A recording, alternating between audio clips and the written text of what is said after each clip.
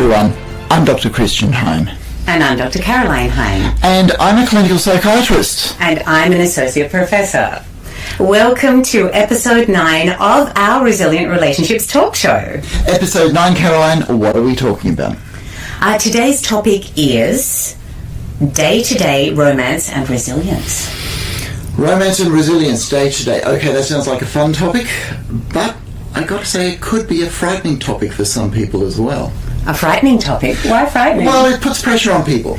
Okay, so I've worked with couples where somebody says, "Oh, I'm not romantic on a day-to-day basis," and so although this is a lot of fun to talk about, it can be frightening for some people. So I'm hoping that we'll get to dispel some myths through some of the science, which we'll be bringing you, the stories from our couples, and I'll have a few tips along the way. Fantastic. As usual, we have got some evidence to back this up a little bit. So the evidence today comes from our survey of 1,112 coupled individuals from 52 different countries who have been married for 40 plus years. And what was really interesting for this question is we asked them, in a survey, what do you do daily to, keep the resilience, to keep the romance in your relationship, to keep that relationship together, and what are the things that have really helped you? And it's some of them seem like little things, but they're long-term things that have made their relationship resilient. So in this talk we'll be talking about we're actually going to just generally talk about day-to-day romance and resilience, and then we'll go in and we'll talk about what some of the couples told us works for them. Yeah, and interspersed with that, I'll actually see what we've known through the scientific literature over the last 20 or 30 years. Where should we go from now, Caroline? Well, you actually said this, that you were talking about that it's perhaps a little bit of a myth, or what? No, it's not so much a myth, but okay, so we're here on a Resilient Relationship podcast, and it can be a lot of fun talking about things like romance and what we should do on a day-to-day basis. But real-life couples, who I've seen in couples therapy, can feel pressured. You've got to do this, you've got to do that, you've got to be more romantic. Well, I'm not that romantic. And the science actually tells us that it's not the romance things that make couples resilient. We'll get into that, we'll get into what it actually is, but the answer is a few things. One, it's not as frightening. You're actually allowed to be yourself. In fact, it's actually better if you are yourself. And ultimately, the answer is just in doing things together. Just be together. Spend time together. Great. So that's it. Right? Yeah, so it is. I think it does put pressure on people because I felt that pressure too. What are those little things, and you hear about it on the internet, you see it in social media, and do this and do that, and you've got to, even for the younger people, there's so much pressure to have the perfect proposal for marriage and set it up perfectly, and people are seeing stories of people having the ultimate life, on social media. So here's the problem. The problem is the stories, that we get on social media and on the internet. They're romanticized. They're actually put together so that people will click on them rather than give you the good information. So what I want to do is give a little bit of a framework so we know how to think about this. Because just as a reminder, we know what the top 3 things are that our couples told us that build relationship resilience over their 40 plus years of being together.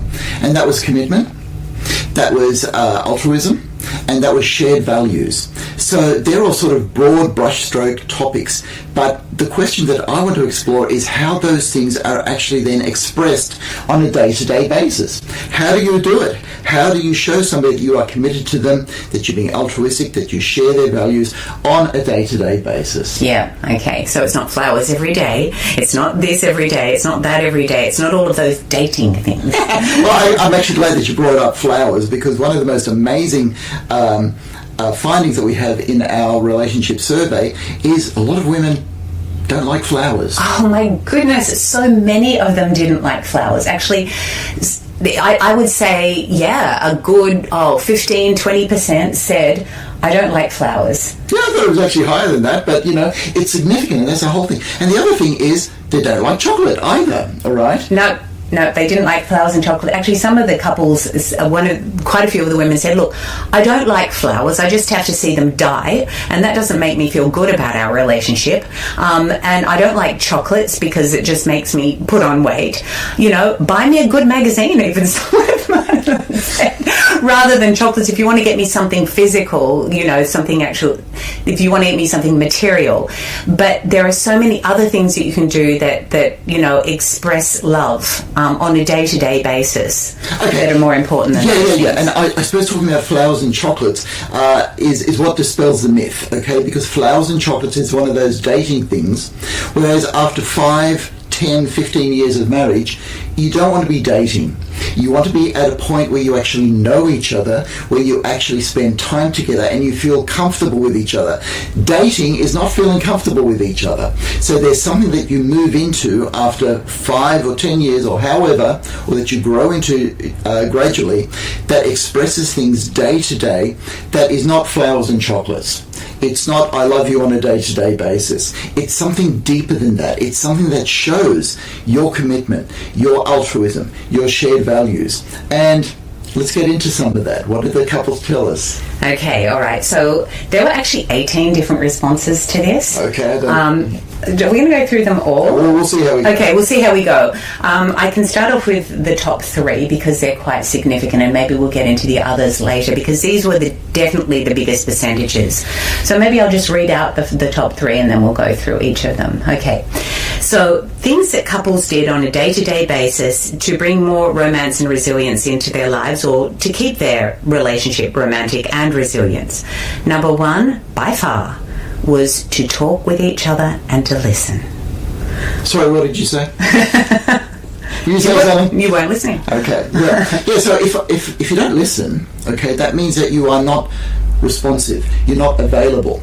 And that already gives that feeling that you're not committed to the person, because that idea of being available and responsive is the way that you show that you're committed to that person. That's really, really simple. Talking and listening. Yeah, and I've got a couple of quotes here that I'd like to say from the couples on that.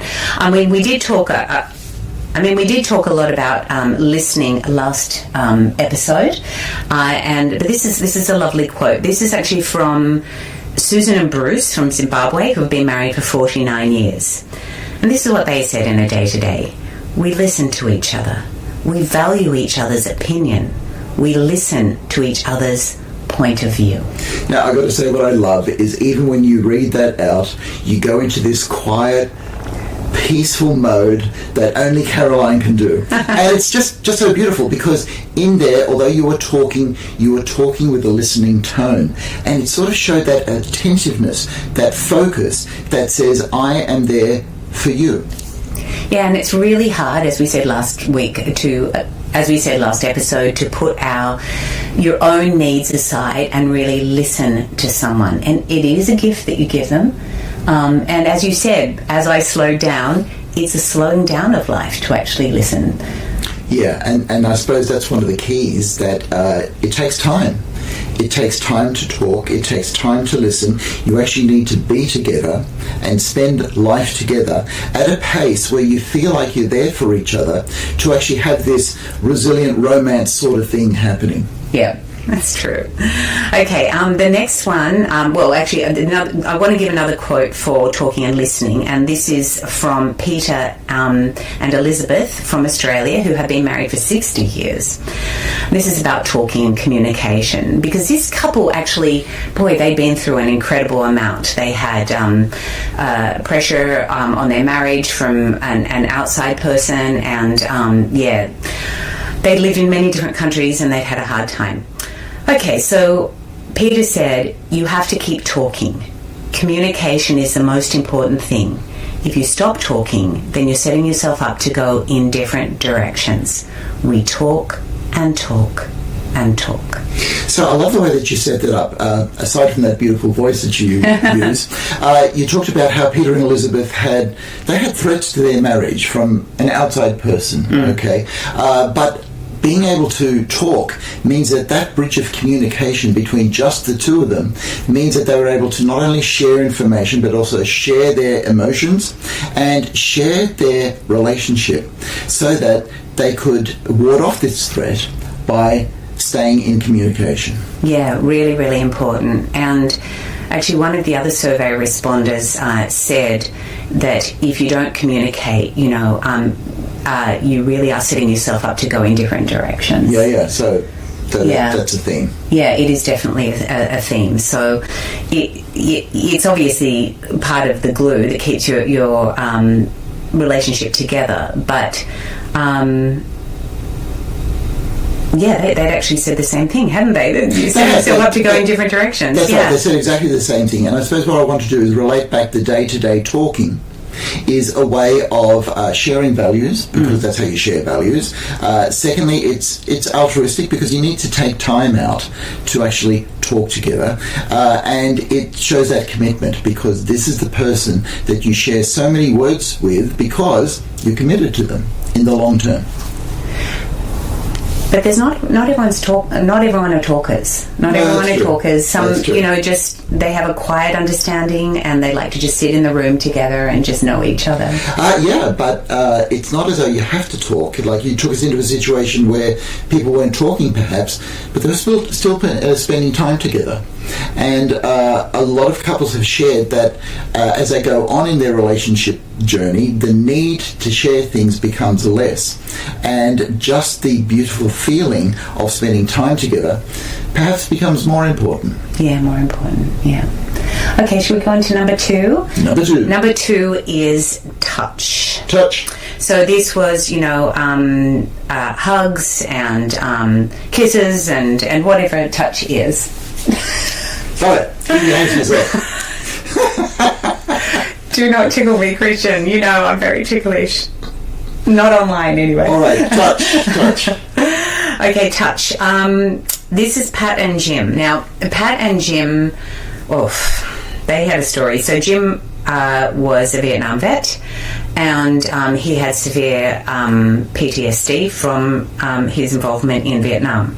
They'd been together for 45 years, and this was the couple that said, the Vietnam War hasn't ever stopped in our house, which was so hard. They were carrying so much. But for them, and particularly for Pat, touch was really important. This is something she said that kept her going all the way through the difficult times too, and kept their relationship resilient.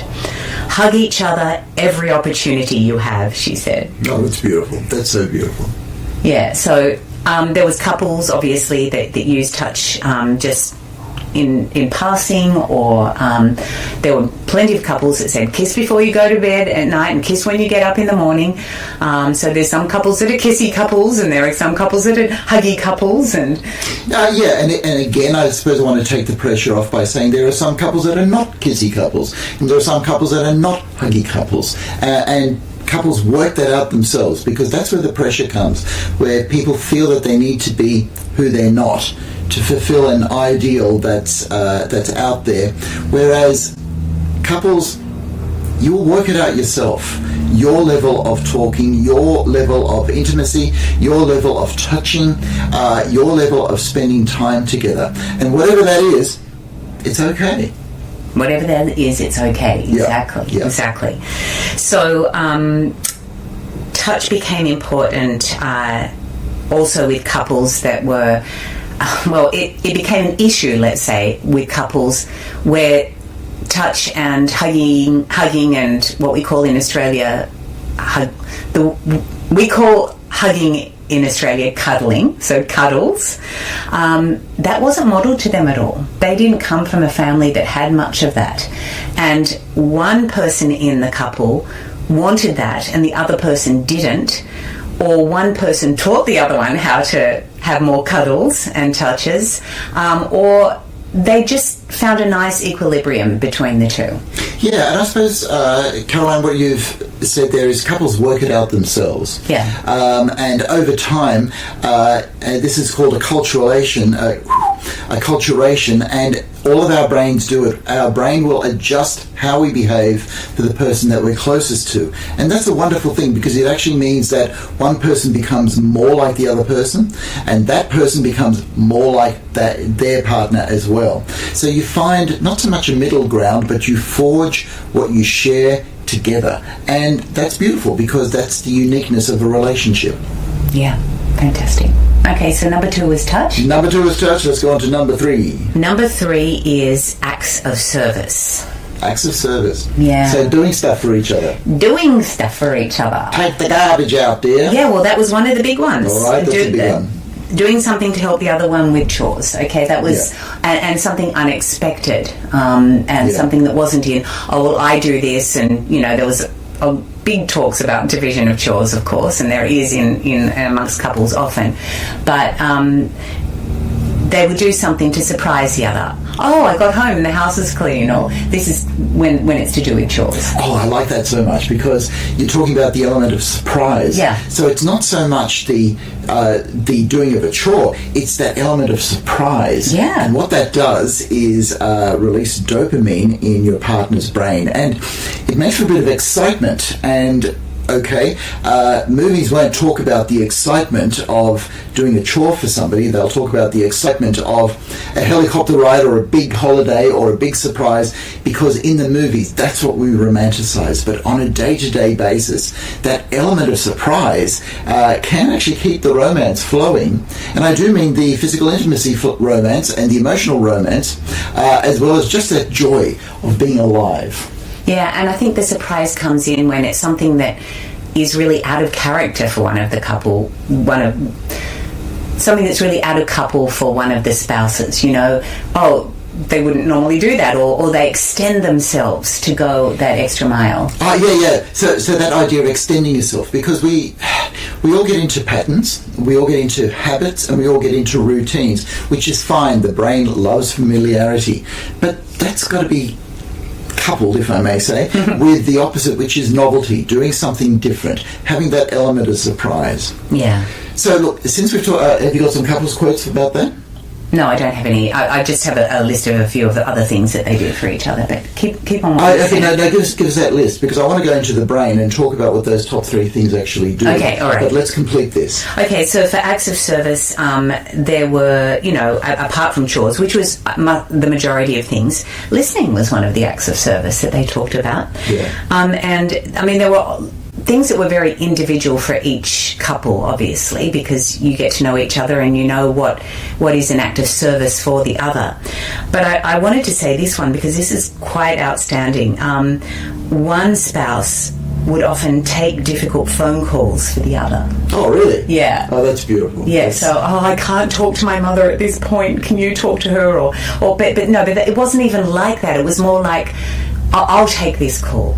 I'll take this call. Someone's getting anxious about a call or having to make a call, and the spouse would then make it for them.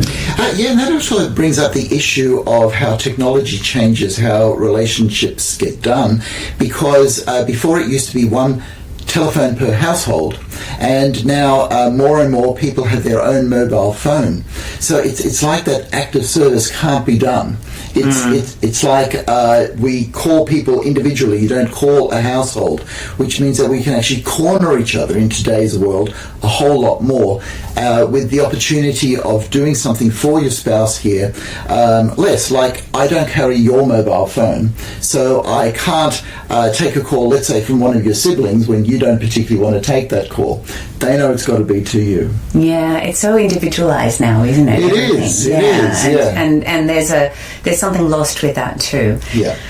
Some of the other acts of service were when to do with different milestones and different, seasons in the couple's lives. So obviously, when they were first married, they were talking a lot about, when they were both working, that one of the spouses would have a meal waiting for them, a surprise meal, or gift them with a holiday. Look, I booked a holiday away, and then when the children came along, acts of service became obviously, oh, well, I'll get up for the child tonight. Don't you worry. Those plenty of acts of service when both of the spouses are absolutely exhausted. Yeah.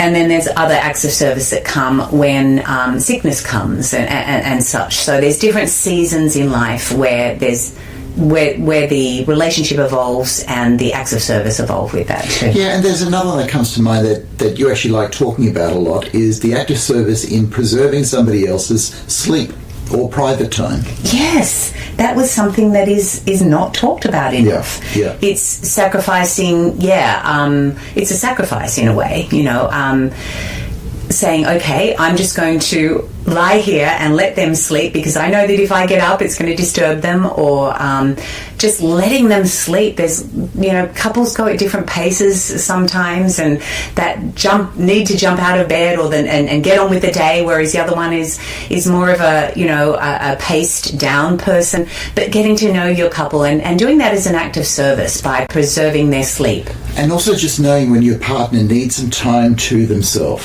undisturbed, so and perhaps even taking their mobile phone and say, we'll either switch this off or I will take the calls, but you spend some time for yourself, and that's not together time, that's alone time, but preserving that is an act of service. Yeah, true, and knowing that spouse needs that time on their own.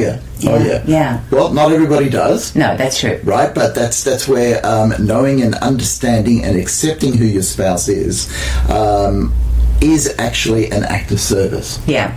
And it always involves a little bit of sacrifice. Yeah. Doing something for somebody else. True. All right, so I'm going to take us inside the brain. Is that okay? Great.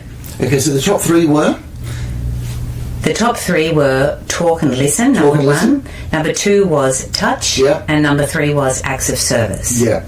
So what this does inside the brain is basically make you feel special, make you feel valued. And so it involves a circuit called the social brain, which involves always my favorite part of the brain called the anterior cingulate gyrus, where your brain feels that it is in resonance and in relationship with other brains, particularly with your spouse. Okay, so when you talk and when you listen and when you share that time with somebody, it is actually warm feelings that are evoked by the release of a chemical called oxytocin, which we know by now mediates those feelings of love and trust, but it also calms down another part of your brain called the amygdala, which is the stress response in you. And it's like this chemical oxytocin is like a little rush of love that says, chill, settle down, it's okay. You can actually be calmer because there is somebody around taking the time to listen, to talk, and basically who loves you. Mm-hmm. Aside from the information that gets exchanged, actually that's always secondary. It's just the process of exchanging information. Same with the touch. The touch is something that the brain registers and goes, oh my gosh, what's that? It's that feeling of empathy that gets aroused inside you, as well as just the pressure of the touch. But it's a knowing touch. It's saying, no, that's a touch of my love partner. Mm. And that touch will say certain things. That touch can say, I need you at the moment. That touch can say, I am here for you at the moment. That touch can say, I love you. That touch may sometimes say, we've got something that we need to talk about. That touch can say, it's okay. That's right. Okay. And that touch itself can be calming. Just like the oxytocin can calm the amygdala, a touch on somebody's shoulder can calm their emotions. The element of surprise, however, is a bit of a arousal wake-up for your brain to say life is fun too, life is adventure, and this works on the dopamine system. It motivates you, it makes you feel alive when somebody goes out of their routine to say, hey, I'm going to do something special for you, this will feel good, and here's a surprise. I've done something that you didn't expect me to. I've done something for your pleasure, done something for your mealtime, done something to just make you say, hey, I'm here, we're sharing a life that's exciting as well as routine together. And all of that gets expressed in the brain, felt in the limbic system, and known in the frontal lobe that this is the special person that you are committed to and share your values with. So does oxytocin and dopamine then rise as more of these sort of acts of service and touch and talking and listening happen as the couples get closer together? So as the couples get closer together, that feeling of being closer together, we know is mediated by oxytocin in particular. And look, there's a whole soup of brain chemicals, of which we only know a few, that work together. So dopamine works together with oxytocin, works together with serotonin, works together with endorphins, can even work together with adrenaline to make a relationship feel exciting at times. You want that excitement, but you don't want it all the time. Otherwise there wouldn't be that peace, that rest. And it's a fluctuation of all these hormones and chemicals that keep a relationship fresh and exciting, but also familiar and calming. There's that word familiarity again. I know you, and that's familiarity. Yeah. And it's more than knowing somebody. It's actually understanding them and accepting them. We know our enemies, okay, but that doesn't mean we want to be around them too much. But being able to accept, you accept me and me accept you, to enter that comfort zone of being together, that actually feels good. You create a time and space for togetherness. Wonderful. Shall we find out some more things that create a time and space for togetherness through the rest of them? Yeah, let's do that. Yeah, let's look through the list, because there's some really interesting ones here. And again, it's all very individual for each couple, and everyone finds their own together language for what builds resilience for them each day. So we had talk listen number 1, touch number 2, acts of service number 3. They really were overwhelming in their percentages. But then we went to number 4, which was laughing and joking together. I don't believe that. Yeah, no, okay, so there's something very special with humour. And this is worth actually knowing, because a lot of psychiatry is based on the premise of trying to get people's emotions and thoughts heading in the same direction. A lot of inner turmoil and conflict happens when we think one thing but we feel another, or we feel that we have to say or do something that's contrary to what we actually believe. So that's called cognitive dissonance. The nice thing about humour is it brings together your thinking and your feeling. So if somebody tells you a joke, you feel the humour, but you have to think about it to get there. And that's why humour in particular is really good in uniting your thoughts and your feelings. And in a relationship, articulating feelings is not often a good way of doing it, because you can't go around saying I love you all day long. But when you laugh together, again, you get that feeling of togetherness, which is not only oxytocin and the pleasure of a joke through dopamine, but beta endorphins, which is that feeling of being together. When you laugh together or you cry together, you feel like you're together. And that's a wonderful feeling. It is a wonderful feeling. That's another little brain chemical you've thrown in there with beta endorphins. Yeah, I know. A lot of brain chemicals these days. Yeah. No, this is. I want to put in a little bit of a caveat in this one also, though, because some of the couples that I interviewed, when I said, how important is laughter and humour, and they said, no, we don't do that, So there are some couples that have a different kind of a communication language, and laughter and humour is not part of that. Again, to do with modelling. And, I mean, in my situation, I didn't grow up with much modelling of laughter or humour either, whereas you did. Yeah. And so I got to learn to laugh a little bit more, and it was such a joyous thing to laugh. I do a little bit of clowning, so I learned to laugh through clowning too. But it was such a release of those brain chemicals that it was contagious, and I wanted more of it. So there is a lot more laughter and humour in our marriage now, which is great. Yeah, there is, and that's a wonderful journey that we've gone on, and a wonderful journey that you've personally gone on. But Again, I don't want to pressure people to think that they have to have the romance, they have to have the laughter. It's like the chocolates and the flowers, all right? It seems to be one of those things that in social media, so if you're advertising for somebody, you want somebody with a good sense of humour. And, it's like everybody out on those dating sites has got a good sense of humour. Well, you know what? Some people don't have a good sense of humour. And that's okay. Some people learn to have a good sense of humour, but some people don't learn to have a good sense of humour. And that's okay. What's actually important is the togetherness of being with somebody who understands and accepts what your level of sense of humour is and who you are as a person. Yeah, very important to point out. Yeah, so... all right, so we're looking at another balance, and it's another big thing in psychiatry which puts pressure on relationships. And the balance is that we all want to be attached to somebody and accepted, but we also want to be our authentic selves. And to be, let's say, with a group of friends, or even to be with a love partner, you have to give up a bit of who you are, but you don't want to do too much, otherwise you will think you're being fake. And yet to be yourself, you don't want to give up being with people either. You want to find that balance, and to make that balance, the idea is to be authentically yourself, like I'm really being me, but to be understood and accepted for being you by at least one other person, so that you feel accepted and attached. And that's the beautiful sweet spot in a way that we're looking for, and that's available in a couple's relationship. Okay, great. Authenticity, very important. Authenticity, but attachment as well. Yeah. All right, let's look at number 5. This was pretty predictable. It's surprising it came up as number 5, which was saying, I love you. Predictable and surprising. No, it was surprising that it came up at number 5. Not where did you expect it to be? Well, up near the top. Oh, yeah, okay. Well, I'm sure that if you ask younger couples, which we haven't yet, which we may, what were some of those little acts of service what were some of those things that, you do on a daily basis? And they say, saying I love you, and all of that. And it's a little bit cliche, I guess, too.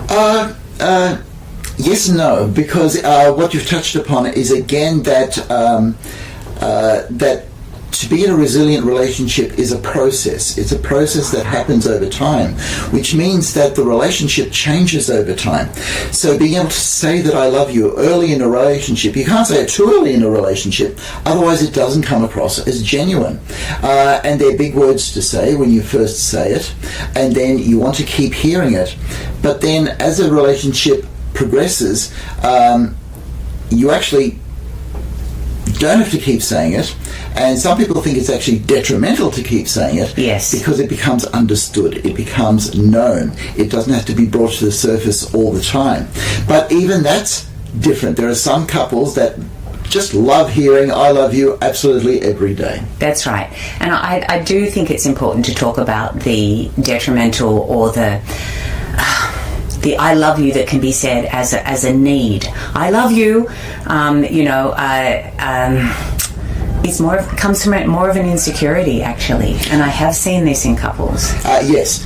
So couples who say I love you often, or let's say people who say I love you often have had trauma in their background. Yes. And it's that, I don't want to lose you. That's what they actually mean when they say I love you. I don't want to lose you. And in a way, you'd like to be able to get past that in your relationship. But again, it's an individual relationship journey that's being authentic as well as growing.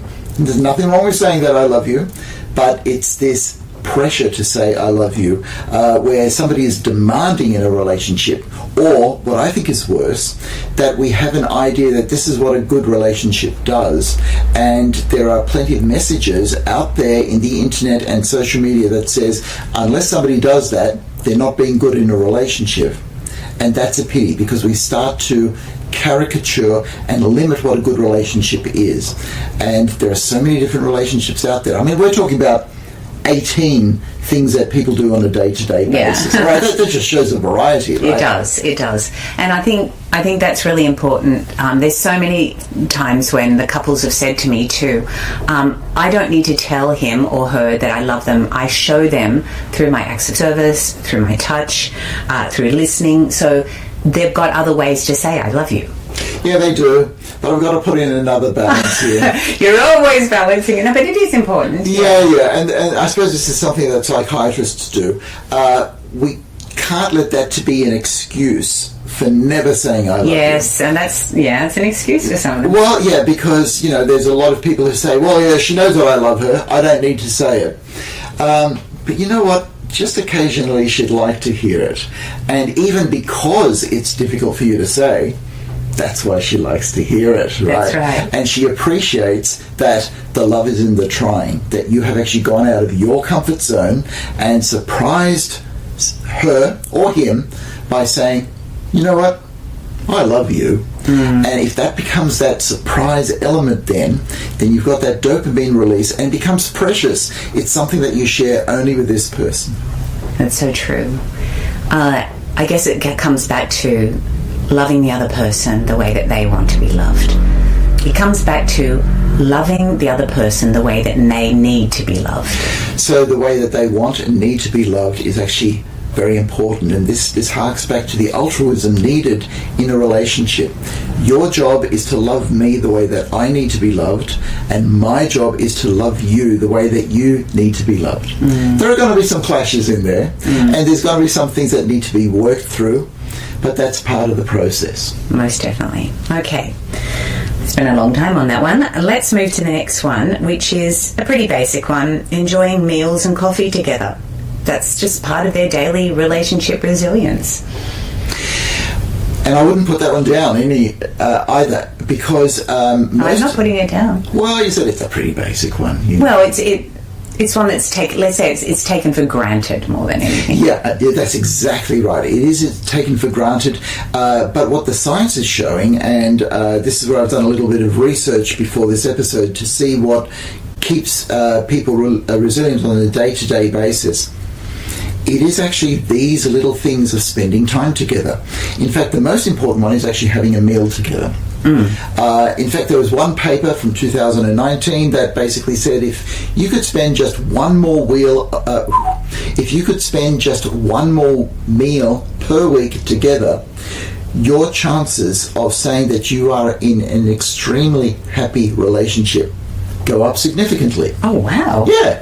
So that's just a little project for anybody there who feels that their day-to-day is not quite going as well as they could. If you're spending 5 meals a week together, try to make it 6. If you're spending no meals together, try to make it 1. That's right. Because you have to be together to talk together. You have to be together to touch. You have to be together to do acts of service together. And an act of service can just be, how do you want your tea? I'll get the tea this afternoon. And some of the couples obviously talked about making meals together too, which is a fun thing to do.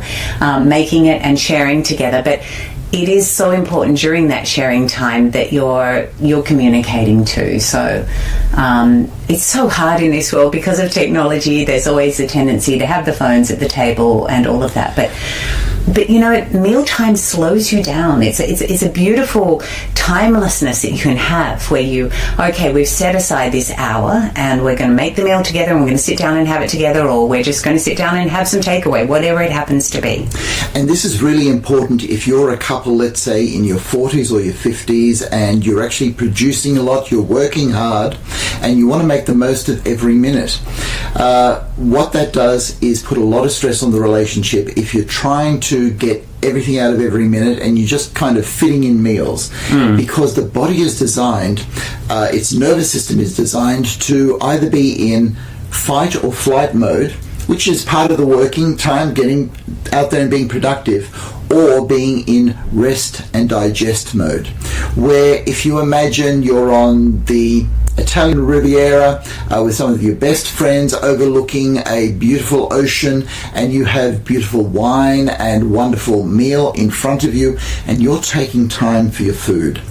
If you're able to take time for your meal, your whole body's stress response gets a lot weaker and you get more resilient in yourself as a body and as a person, but your relationship becomes more resilient simply because you're taking time and spending it with the person that you love. Yeah, it's a wonderful and fun thing to do too. It is. It's a fun thing to do. Just as long as I'm doing the cooking, yeah? Oh, yes, at the moment. Thank you. Yeah. Terrible cook anyway. All right. I really am. I'm a good baker, but I'm a terrible cook. We know that. We have established it after 33 years. We do know that. All right. While we're on the science of how to spend time together, yes. The very first thing is the meals. Yes. But the second thing is quite surprising. What? I find that the second... so the science says that the second most important thing to do in spending time together as a couple is driving. Driving? Driving. Okay. Just going for drives. Just spending time together, going places and coming home again. Because if that time in the car is increased, it means it gives you more opportunity just to talk about things, just to listen about things, just to share a few things. And it's just a simple act of being together for a longer period of time. Let's say if you drive to work together, that means that for a good half an hour you're together, whereas if you have a long commute together apart, it means that you're separate for longer. And that's the difficulty of modern day living for a lot of middle couples who are in their 40s and 50s working hard, that they just don't get to spend their time together. So if you can commute together, if you can drive in together, or if you can go for Sunday afternoon drives together, it all means time together so that you can talk and listen. I don't think anyone does Sunday afternoon drives together anymore, do they, Christian? Is that so 1980s? It may be 1980s, but it's still one of those things that the evidence shows is good for talking and listening and touching. I'm just having a go at you because I do know young couples that pack a picnic and will go out for a drive on a Sunday or on a weekend day or even a weekday when they've got a free day and spend that time together, which is lovely to see. Yeah. Okay, that's great. So eating together, driving together too. Next is shared interests. So, yeah, when you've got shared interests, a lot of the couples had separate interests, but their shared interests together and doing that built resilience because they would prioritise that more over their own individual interests, and that built the more of the resilience. Next is being kind and caring. Being kind and caring. Yeah, that's a lovely one. Complimenting, appreciating, and thanking. So that was sort of all put together. So actually complimenting the other person, appreciating what they did, gratitude, saying thank you, all of those niceties do make a difference. Mm-hmm. Yeah. And number 10, so we're up to about 10, is little surprises. That ties in a little bit with acts of service. Yeah. And I'm going to run through the last ones very quickly, and then I'll just say them, and if there's anything we want to pull out. Yeah, because there's already sort of a pattern emerging, right? So surprises. Yeah. But also those acts of service with kindness and being there for somebody, is another category that's kind of running through. It is. What actually happens on a day-to-day basis. Okay, so for the last 8 were just being there. So some of the couples said just being there. That was, being there and being available, just being there, being in the same room, being together instead of living separate lives. Another one was trying not to argue, so actually making an effort not to argue. There's obviously couples that argue quite a bit, and that's a problem. Arguing is a problem in their relationship. Other couples, next on the list was walking together, going for walks together. Another one was an interesting one, actually, and quite a few couples said this: don't control. So not controlling the other person, actually making an effort not to control the other person when you're a controlling person. Yeah, I suppose that's an act of service in a way. Yeah, it is. Yeah. That's true. Playing games and dancing together, that was another one. Praying together for people that had a belief, some sort of a religious belief. Being patient with each other. And the last one was, in contradiction to another one, arguing. Arguing? Yes, arguing was a thing that they did on a day-to-day basis, this couple said, that made their relationship resilient. That's great. Yeah. That's good. So horses for courses, different strokes for different folks, different things work for different people, and you can choose and pick, but in a way, you kind of know what may work for you. Yes. So if there's a need that's not being fulfilled, it's actually worth talking about that. Very, very important. Yeah. I thought that I mean, obviously, everyone comes up with their own things that build their resilience, and they work it out as a couple. But I like the one just being there, because a lot of the couples did talk about, you know, going for drives and not saying anything, like not having to communicate, just being there, or just sitting in a room reading together, or going for a walk together and not even talking, but just being there. Being there also meant being present and available to the other person, or being in relationship with the other person. There is that, you know, that connection that the couples that I saw when I interviewed them, you know, the ones that I interviewed that had been married for 40 plus years, they had a connection there that was a being there. They were very much a unit. I suppose we've got to talk about one that's absent, because for some reason none of our couples seem to have physical intimacy or use sex as a way of connecting on a day-to-day basis. Well, I guess it came under touch. Under touch? Yeah, I mean, obviously there were a couple that talked about sex, but that I remember. But it wasn't a dominant. So perhaps rather than just touch and hugs, it's forms of and displays of affection. That's right. That would be it, yes. That's probably a better way of putting it. Yeah, perhaps another thing is we've been talking about couples who've been together more than 40 years in this, and so it could become something that's taken for granted, or it's something that perhaps they didn't want to talk about, or it's changed in their relationship because early on in the relationship it tends to be more important than later on into the relationship, because people end up in a pattern of whatever their physical intimacy is for them. I think you've touched on all those things that would make them not talk about it. Particularly, I think there is a little bit of a generational thing coming on here with we don't talk about sex that much, you know. So we don't talk about sex that much in public, and I'm not going to talk about it in this interview because it'll go into your book. So, so maybe it was a private thing, so it didn't come up. It was their world. Yeah. Because on the one hand, sex almost defines a married relationship, because it's something that you do with this person that you don't do with anybody else, and yet we don't talk about it terribly much. And the other thing is, there can, of course, become too much pressure on sex, which becomes part of that romance myth as well, that we're trying to dispel here, that whatever works for your relationship works for your relationship. And as I've seen in couples that I've worked with in therapy, you don't want to be under pressure to be somebody who you're not. You want it all to be able to come spontaneously, however you show your affection and your resilience on a day-to-day basis. Yep, that's right. Do you have any tips or anything that we'd like to finish off? We've got a bit of time here at the end. So a few things to say is to be authentic, to be yourself. But again, you've got to balance that. Gosh, this is one of balances, isn't it? It is. You've got to balance that with your need to extend yourself for your love partner. Because if your love partner has some needs, then they'll want those fulfilled. And you're the person to fulfill them. Not absolutely everything. One person cannot fulfill everything in another person.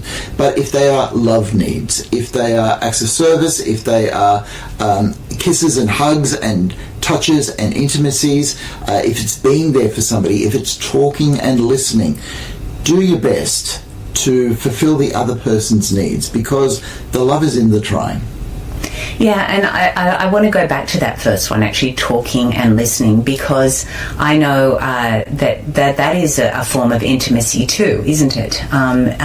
Particularly for particularly for women, it is. For me, it is anyway.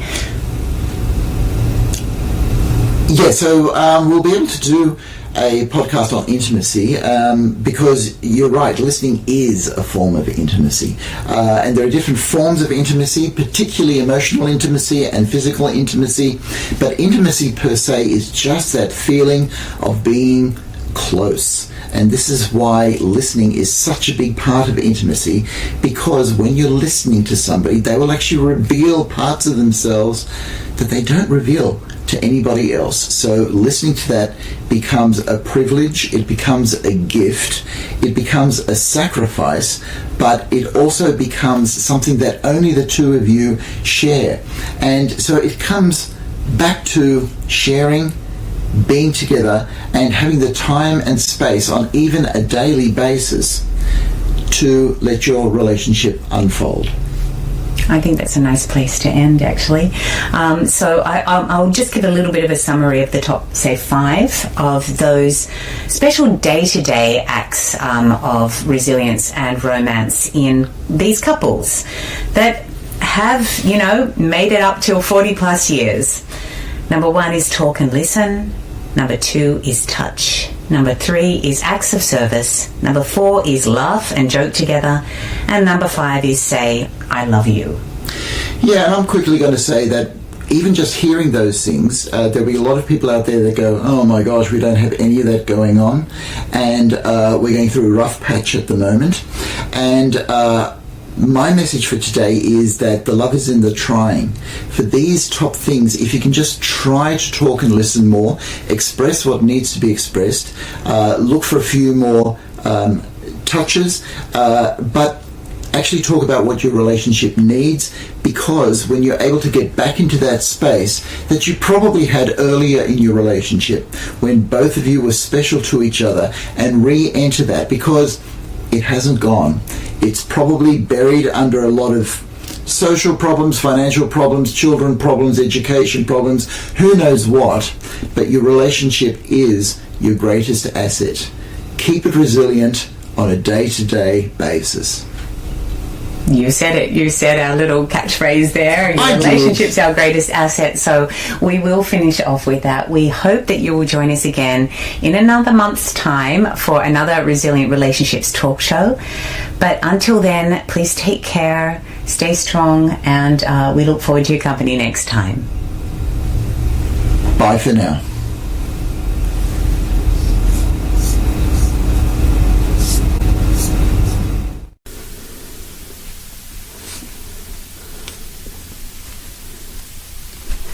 Hello everyone, and welcome to the Resilient Relationships talk show, our very first episode.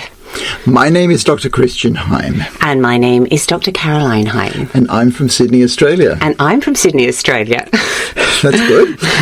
I'm a clinical psychiatrist. And I'm an associate professor at a university. But in a former life, I was a classical musician. And in a former life, I was a New York actor. And together, we have been married for over 30 years, but for this talk show, we're bringing together our expertise, our experiences, and our research to bring you a show so that your relationship can stay together longer and stronger. That's right. That's what it's all about. And it's actually based on a study. All our research that we'll be sharing on this talk show is based on a study that we did, that we've just finished, that is the largest cross-sectional study on long-term relationships to date. To date, yes, it is. And look, this study and this research, which we've been engaged in for quite some years now, has spawned books and journal articles and lectures, and now this talk show to bring it out in the world, because this world needs to know how to keep relationships together. That's right. So who's our audience, though, for this? Who is our audience? Well, our audience at the moment is whoever is out there. Thank you for joining us. Yes, thank you. It's you. It's you. It definitely is you. So primarily, this is for people who choose to be in a long-term relationship, are finding that, being in a long-term relationship is difficult. I don't know if you've noticed that. Yes. Yes, you have. Okay, good. So it's to give techniques for people who are in a long-term relationship, but it's also for people who have been in a long-term relationship for a long time, and they just want to keep it going. It's also for people who are thinking of being in a long-term relationship, are looking for a long-term relationship. And Caroline, they've got to know what they're in for, because it takes effort before the reward. But the good news is, if you put in the effort, you get the reward. Well, as some of our couples said that we interviewed for our study, it's damn hard work. Yes. But there's gold at the end. Well, actually, there's gold all the way through. So the gold comes with the effort. Yeah. But we're in a society that lets you think that you can have things easily, that you can have things without effort, and that just is not true. So we've got to get through some of the lies of our society to get to the truth and the evidence of what it takes to keep a relationship together. That's right. And it is actually all in the evidence. That's the most important thing. So each week we're going to be giving you a little bit of science. We're going to be giving you a bit of application of the science. And then we are also going to be giving you some stories. So do you want to talk to the science a little bit, Christian? Okay. So as a loose structure, we're going to look at science because as researchers, we are scientists. Yeah. Okay, now doctors aren't quite scientists, but what we do is based on science, and you in the humanities also need science as a body of knowledge to keep things together. So where do we get to know the science? We get to know the science mainly through journals, where we get to publish what we have found in our research, but we will also be looking at other journal articles of what other people have researched and what their findings are. So the other thing about the science is it's our best shot of knowing what reality actually is. So we're going to put a lot of emphasis on the science, okay? Because science is also something that everybody in the world can agree on. Whatever our beliefs are, whatever our diversity is, science says, no, this is the closest that we can get to objectivity. So another thing about the science is I like to take you inside the brain because in the last 25 years in particular, we have found out a lot about how the brain works, and a lot of the brain is still a mystery, but there's a lot that we know, and it is just fascinating to see what happens when two people come into relationship and live together day in, day out. What happens is they affect each other's brains quite deeply and change each other's brains and mold so that the brains grow closer together if the relationship is working well. So I like to describe how that actually happens and what we know of the science of what's going on in the brain in two people who are in close relationship. And this comes from your psychiatric background, studying the brain, and it's actually really exciting stuff to actually see how the brain works and also how that works for couples, to keep couples together. And the facts are out there. The facts are out there in the journal articles and even in the science in the brain. In fact, this is one of the exciting things about being alive in human history right now. We have so much information, so much good information that we do have answers out there. The thing is that perhaps we've got too much information and we've got to wade through what is good information and what is not so good information, which is why we've got this emphasis on science, because the information is the best that we can actually have. So that's the science. That's the science. Okay, then. That's great, but we do need to apply it because they're facts. Yes, it's very interesting and everything, but how do we apply it? That's why we've got the application section. So every week we'll be looking at applying the science, and you know, it's not easy. This is actually where we all fall down. This is what you need to do, but you sort of go, well, how is that going to show up in my life? Okay, so let's take something like commitment, which we know is scientifically is something that is needed for a good long-term relationship. How do I get that working in my life? Because we know that commitment is not just a one day when you said I do and that's enough. So what do I got to do? Have I got to wake up every morning and say that I'm committed? No.